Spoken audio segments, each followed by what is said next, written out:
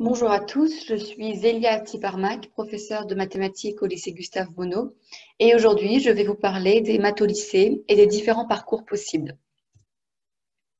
On commence par la classe de seconde. Les maths en seconde représentent 4 heures par semaine, auxquelles on ajoute l'accompagnement personnalisé, qui est un petit temps de travail en effectif réduit, soit pour aller en salle info, soit pour permettre aux élèves en difficulté de travailler 1 heure en plus par semaine. C'est un programme qui se base sur ce qui est vu au collège et on approfondit tout cela au lycée. Donc, tout ce qui est fonction, géométrie et calcul littéral, les élèves ont déjà rencontré ça au collège, mais on approfondit tout ça en seconde. On commence à travailler aussi avec le langage Python. Ils travaillent avec Scratch au collège, au lycée, c'est Python. C'est une année qui a parfois tendance à déstabiliser les élèves car on apprend des notions plus abstraites. On attend d'eux de la rigueur dans les raisonnements et dans leur rédaction. On commence à faire des démonstrations en cours. Donc, ils apprennent à faire des maths de manière plus abstraite. À la fin de l'année de seconde, l'élève a deux possibilités, donc. Soit poursuivre en filière technologique, soit en filière générale. Pour la voie technologique, il y a deux possibilités au lycée Gustave Monod, soit poursuivre en première STMG, soit poursuivre en première STI 2D.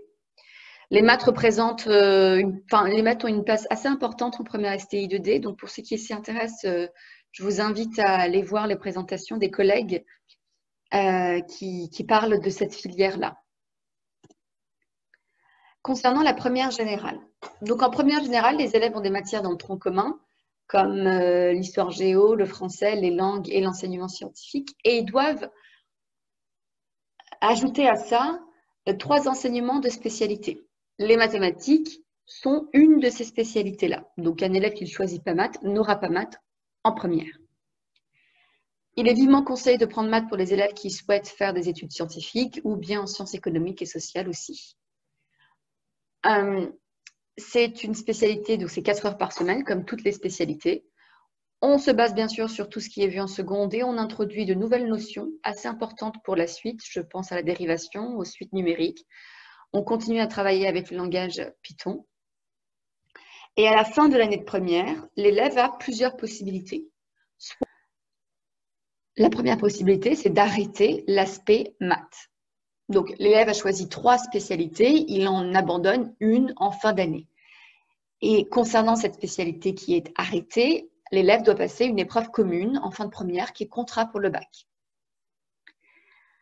La deuxième possibilité, c'est donc l'arrêt de la spécialité mathématique. Il aura donc à passer l'épreuve commune et il a le choix, il a la possibilité de choisir l'option maths complémentaire en terminale qui lui permet de faire 3 heures de maths par semaine au lieu de 0. La troisième possibilité, c'est la poursuite de l'aspect maths en terminale. L'élève aura donc 6 heures par semaine en terminale. Il n'aura pas d'épreuve commune en fin de première, mais il aura une épreuve commune en fin d'année de terminale. La quatrième possibilité, c'est la poursuite de l'aspect maths en terminale. Il aura donc 6 heures par semaine en terminale et il a la possibilité de choisir l'option maths experte, qui est une option de 3 heures par semaine. Donc, l'élève qui choisit le parcours 4 aura 9 heures de maths par semaine en terminale. L'option maths experte et maths complémentaire ne font pas l'objet d'une épreuve, mais comptent dans le cadre du contrôle continu comme toutes les autres matières.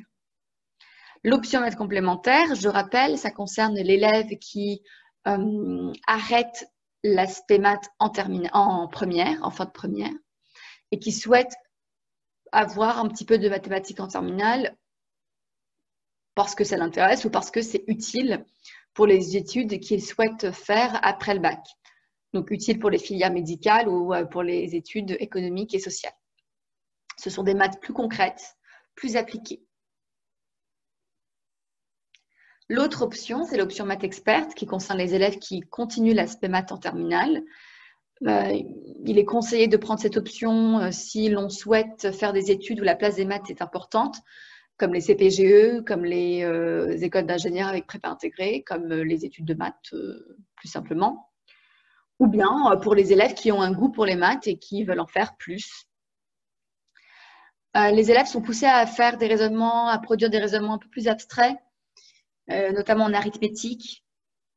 On parle aussi de calcul matriciel et de nombres complexes aussi. Donc ça perturbe les bons élèves au début, mais généralement ils s'y habituent vite et ils y prennent goût. Voilà concernant les maths au lycée. Je voudrais vous parler maintenant du bac.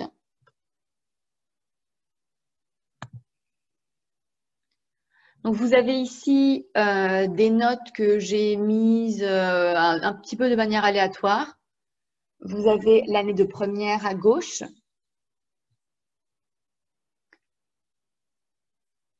Avec ici les 3 moyennes du bulletin scolaire des 3 trimestres. Les notes obtenues lors des épreuves communes, donc en histoire géo, en enseignement scientifique, en langue et la spécialité abandonnée qui concerne une épreuve en fin d'année. L'enseignement scientifique, c'est une matière de 2 heures par semaine, en première et en terminale. C'est une matière qui met en relation la SVT et la physique-chimie et un petit peu les mathématiques. Donc, un élève qui veut faire des études scientifiques doit choisir des spécialités scientifiques.